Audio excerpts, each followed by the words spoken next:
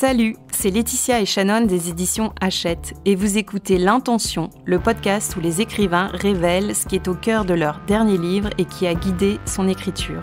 Aujourd'hui, nous recevons Gilles Marchand, romancier et musicien, auteur de 5 romans, 7 si l'on compte ceux composés en duo. Dans Le Soldat désaccordé, salué par de nombreux prix littéraires, par la critique et par le public, aux Forges de Vulcain puis au Livre de poche, Gilles Marchand invente une histoire d'amour amorcée avant la guerre de 14 et vécue à travers les lettres échangées dans les tranchées. Cette histoire est exhumée par un ancien combattant, traumatisé par la guerre et qui trouve dans cette enquête sa seule source de consolation. La poésie peut-elle se glisser au milieu de l'enfer jusqu'à y faire jaillir un peu de lumière ? Alors, est-ce que la poésie peut se loger au milieu de l'enfer pour faire surgir un peu de lumière ? J'espère un petit peu. L'histoire a prouvé que dans toutes les civilisations, dans toutes les guerres, dans toutes les périodes les plus sombres, il y a toujours eu des histoires qui ont été racontées. Il y a toujours eu des récits, il y a toujours eu de la poésie. Donc, je pense que on peut espérer trouver un peu de lumière grâce à la poésie. Alors, le roman commence par le récit d'un ancien combattant dont on ne connaît pas l'identité. On sait qu'il a été blessé dès le début de la guerre, à l'automne 1914. Et il culpabilise parce qu'il laisse un petit peu ses camarades et puis il est dans cette idée un peu patriotique que la France a besoin de lui, et plutôt que de rentrer à l'arrière comme il pourrait le faire, parce qu'il a perdu sa main gauche, il continue à rester au plus près des combats. Il devient cantinier, il transporte certaines choses, il essaie de se rendre utile le plus possible. Et au lendemain de la guerre, il devient enquêteur pour retrouver des soldats qui ne sont pas revenus, pour permettre à des veuves de guerre de retrouver le corps de leur époux, pour permettre aussi, pour enquêter, pour essayer de faire réhabiliter des soldats qui ont été fusillés pour l'exemple. Et un jour, une dame l'appelle, le convoque, et lui demande de retrouver son fils, dont elle n'a plus de nouvelles depuis 6 ans. La dernière fois plus que ça même, mais la dernière fois qu'elle a eu de ses nouvelles, c'était en 1916, une lettre qu'elle a reçue de Verdun, et elle est persuadée qu'il est vivant, elle sait pas où, peut-être dans un hôpital psychiatrique ou aéré sur les bords d'une route. Mais lui, il y croit pas trop, hein. Il se dit que il y a peu de chances qu'il soit vivant, qu'il y a même aucune chance qu'il soit vivant, mais il va quand même mener cette enquête pour retrouver le corps et pour permettre à cette dame de faire le deuil de son fils. Et en menant cette enquête, il va se rendre compte que ce jeune soldat qui s'appelle Émile a vécu une histoire d'amour incroyable avec une jeune Alsacienne juste avant la Première Guerre mondiale.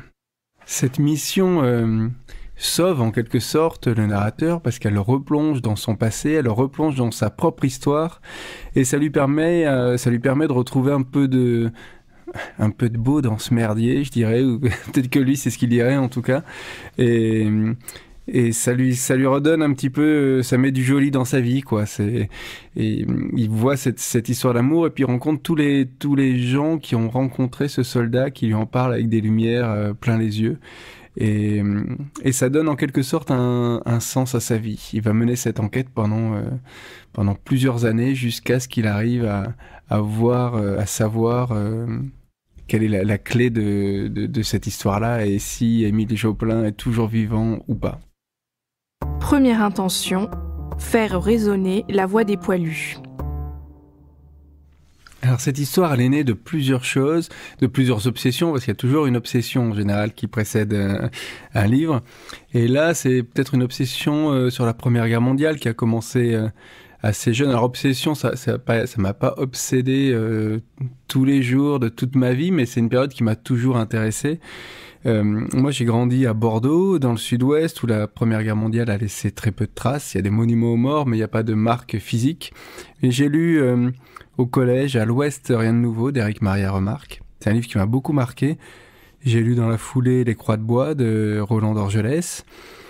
Et donc j'ai découvert cette histoire comme ça par les romans très inspirés de faits réels, hein, parce que aussi bien d'Orgelès que Remarque ont participé à la Première Guerre mondiale. Et Et puis, quand j'avais une vingtaine d'années, je suis passé par Verdun et j'ai découvert ce que c'était qu'une terre martyrisée par cette guerre-là. Et une terre qui n'a pas encore cicatrisé. On voit encore des cratères d'obus à perte de vue. Même dans la forêt, les arbres ont repoussé sur des cratères d'obus. Et ça m'a vraiment très impressionné. Et il y a quelque chose qui est resté en moi. Le dernier poilu est mort en 2008 et je me suis dit peut-être qu'il était temps pour moi de raconter, pas cette histoire, mais une histoire qui porterait cette parole. Deuxième intention, trouver l'équilibre entre justesse et romanesque. Alors quel défi j'avais envie de relever en écrivant ce livre? Peut-être d'être le plus juste possible, quand on écrit. C'est la première fois que je me consacrais à un sujet historique comme ça, et pour moi c'était très important d'être le plus décent parce qu'il y a eu des millions de morts, il y a des millions des centaines de milliers de disparus, il y a des gens qui sont revenus traumatisés, la plupart sont revenus traumatisés. Donc il fallait que je sois juste et il fallait que je sois romanesque aussi. C'était pas un essai. Moi j'ai toute une partie de ma vie, j'ai fait des études d'histoire, donc j'ai lu beaucoup d'essais historiques, de manuels. Et là, il fallait que je raconte une histoire, il fallait que je mente en faisant du vrai, ou que je fasse du vrai en mentant. Et il fallait que je trouve cet équilibre justement entre la fiction, entre le décor, entre la décence et comment est-ce que je pouvais raconter une histoire d'amour dans quelque chose d'aussi dur que cette guerre-là, sans être trop, j'allais dire fleur bleue, mais c'est pas ça que je veux dire, sans être trop angélique, voilà. Troisième intention, partager le devoir de mémoire. Alors, est-ce que ce travail-là m'a appris quelque chose sur mon rapport au passé? Mais peut-être ça m'a renoué un goût avec mes études d'histoire. Ça m'a montré quelle était l'importance de continuer à raconter des histoires sur des périodes historiques parce que bientôt la Première Guerre mondiale, comme je disais tout à l'heure, le dernier poilu est mort en 2008 et la Première Guerre mondiale, ça sera pour les générations futures comme pour nous la guerre de 100 ans. Et je pense que c'est important parce que c'était une guerre c'était des citoyens et c'était des instituteurs, des agriculteurs qui sont partis la faire et je pense que c'est important de raconter ce sacrifice-là aux générations futures et peut-être que écrire sur ce livre-là, ça m'a refait prendre conscience que on est qui on est, mais on est aussi le résultat de toute une histoire et d'une multitude d'histoires et c'est ce qui fait notre richesse peut-être. Est-ce que d'écrire sur la Première Guerre mondiale a modifié mon rapport à la guerre, ce qui était très compliqué et très surprenant et déstabilisant, c'est que on a tous à peu près des idées assez claires sur la guerre. Je connais personne qui me dit moi je suis plutôt pour la guerre, mais donc moi j'ai plutôt un cœur pacifiste, disons. Mais ce qui était déstabilisant pendant cette histoire, pendant que j'écrivais, que j'étais à la fin de l'écriture de ce roman-là, au moment où l'invasion de l'Ukraine par la Russie a commencé.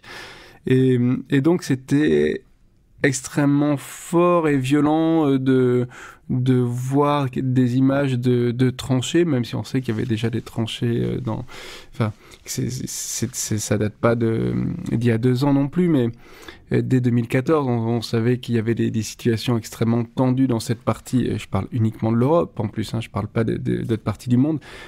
Mais il y a quelque chose, oui, il disait la der des der déjà en 18, et de se rendre compte qu'aujourd'hui encore, on n'a pas retenu les leçons et qu'il y a certains chefs d'État qui pensent que c'est pas mal d'envahir un pays. Je reste assez, un peu très désabusé. Quatrième intention, retrouver le plaisir de l'écriture de la poésie. Mon rapport à la poésie dans le livre, c'était, encore une fois, c'est grâce à ce personnage d'Émile Joplin qui écrit des poèmes. Et pour moi, c'était assez confortable de me glisser sous la plume ou dans la plume d'un jeune homme de 20 ans ou de 18 ans ou de 22 ans très amoureux, qui est en train de vivre sa première histoire d'amour, parce que ça m'autorisait à écrire des poèmes un petit peu fleur bleue, là, pour le coup, très naïf, et parce que c'est un âge où quand on est amoureux, on est forcément un peu naïf. Ça serait dommage de pas être naïf à 18 ans en étant amoureux. Et donc ça m'a enlevé un poids, le poids de la poésie, cette espèce de, c'est pas très facile d'écrire de la poésie si on se prend trop au sérieux. Et justement, quand on est amoureux, on se pose pas la question de se prendre au sérieux.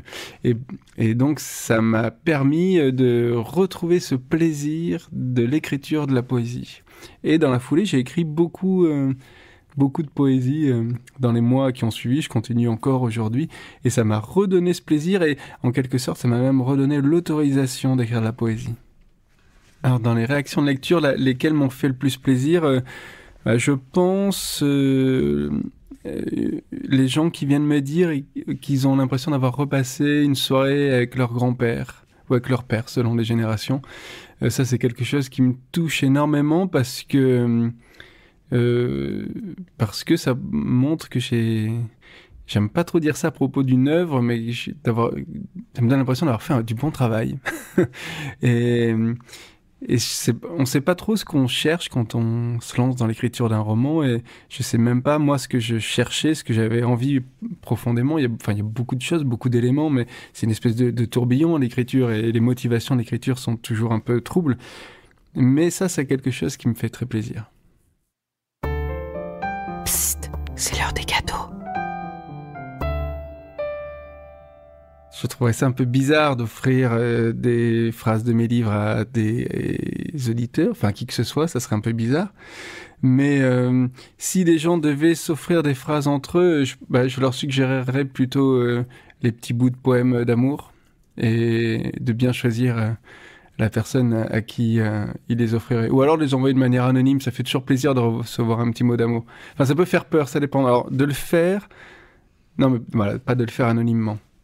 Je sais pas très bien répondre à cette question. Faites comme vous voulez, le livre vous appartient. Il y a beaucoup de références musicales cachées dans mon livre, notamment parce que pour la première fois de ma vie, j'écrivais un livre où les personnages ne pouvaient pas avoir connu les Beatles, les Stones, les Doors, etc. Et donc, j'ai eu envie de les cacher dans le livre. Donc, il n'y a pas Paul McCartney, mais il y a un certain Paul McCartney. Il y a pas Ringo Starr, mais il y a Richard l'Étoile. Il y a George Harrison. Il y a Jean Morisseau, c'est Jim Morrison. Enfin, voilà, j'ai caché beaucoup de personnages comme ça pour me faire un peu plaisir et pour faire un clin d'œil à certaines de mes grandes influences, parce qu'on parle souvent des influences littéraires des écrivains, mais je pense que la musique ou la peinture, ou la danse ou beaucoup de choses font aussi partie des influences, et je tiens toujours à rendre hommage à ça. Et quant à la musique que j'ai écoutée à ce moment-là, étonnamment, alors j'ai écouté un peu de musique de cette époque, les différentes versions de la chanson de Craon, etc. C'est intéressant, mais c'est pas une musique qui me berce, disons. Et à ce moment-là, j'écoutais beaucoup de musique de l'Est, un peu de musique géorgienne et un peu de musique ukrainienne. Et notamment, il y a un théâtre à Kiev qui s'appelle le DAK Théâtre, enfin DAK Theater. Je sais pas parler ukrainien, donc mais avec deux groupes. Enfin, il y a trois émanations. Il y a les Daka Braka, qui est un groupe composé de 3 chanteuses et un chanteur, qui est une espèce de musique traditionnelle assez folklorique, mais mise au goût du jour. Et ils sont venus plusieurs fois à Paris. Donc c'est un groupe qui tourne, qui depuis l'invasion de l'Ukraine a presque une mission, enfin en tout cas une parole qui porte le plus possible.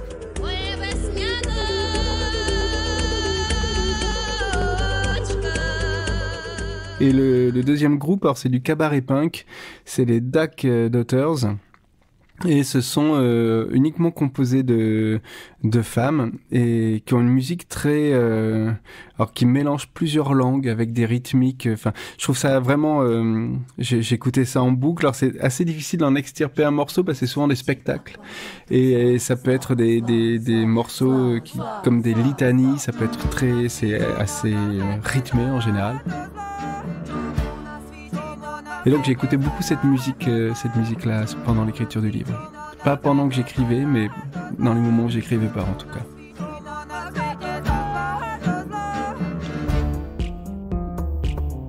C'était L'Intention, le podcast des éditions Hachette où les écrivains de fiction, de non-fiction, de BD et de jeunesse révèlent l'intention cruciale au cœur de leur dernier livre. Si cet épisode vous a plu, faites-le savoir en nous envoyant des cœurs, des commentaires sympas et des étoiles. Et on vous retrouve bientôt pour un prochain épisode.